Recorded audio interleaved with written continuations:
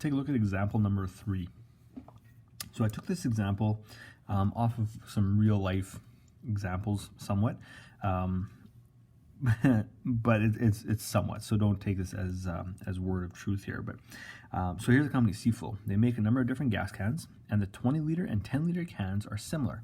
What that means is that they are related by a scale factor. Okay, so that's important to recognize that if we say similar, that means they're related by a scale factor.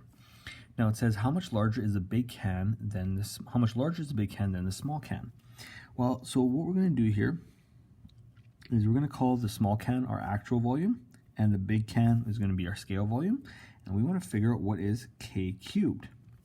So we do scale volume, 20 liters over 10 liters, and we know then that K cubed is equal to 2. So the large can, and now this might seem pretty obvious based on the numbers we have, but the large can has, I think I was in the middle of spelling have there, has twice the volume of the small can. Okay, the large can has twice the volume of the small can. So that's our K cubed. Now that kind of tells us only how the volumes are compared. Let's say we want to figure out how tall the bigger can is. So the small can is 40 centimeters tall. How tall is the bigger can?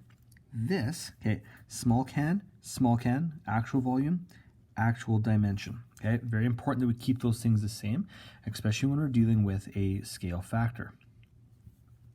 So we know the actual dimension. We want to find the scale dimension. This goes back to what we've done in the past. Okay, and so if we want to do that, we have to take the actual dimension, multiply by K. We have K cubed. Okay, that means that to find K, we have to take the cube root of 2. And now for some of you on your calculators, you have a cube root button. I do have one. Actually, it's a second function right here above my square root. Others of you will have an x root, and so if I do x root, for me I put 3 in first, and then I'm taking the cube root of 2, and I get 1.26, or pretty close. Okay, just double check that here. I'll put that in there. Get the same thing. Okay, so check with your calculator on how to do that. Now I wish I could be there to help you find cube roots, because there's a few questions that you'll have to do that on. Maybe do a little bit of research to figure out how your calculator does it, unless you already know how to do cube roots. And if not, maybe you can send me a picture of your calculator, and I can kind of help you out with how to do cube roots on your calculator, and we can go through that. Now once we have that, we have our K value, and again we have to use our K. It's different from K cubed. Okay, the volume and the dimensions are changed by different values, and we have to be careful on that. So our scale dimension, which is for the big one, is 40 centimeters times 1.26. Okay, and that's our K value.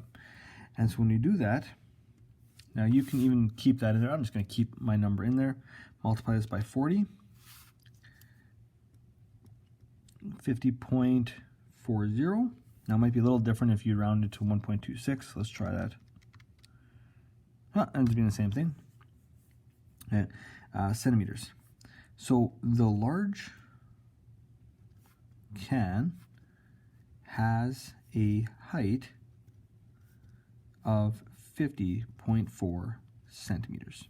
Okay, that's how tall it is. Again, using our K value from our K cubed, okay, so we have to do cube root of that, will give us, then we'll be able to do stuff with our scale dimension. All right, so now your assignment is number 4, okay, and we're doing all the questions on there. Let me just double check which questions I had for you again. That was 1 through 9, and you can look at those as well. If you have any questions again, please just shoot me a line and let me know, and I can help you out with those questions.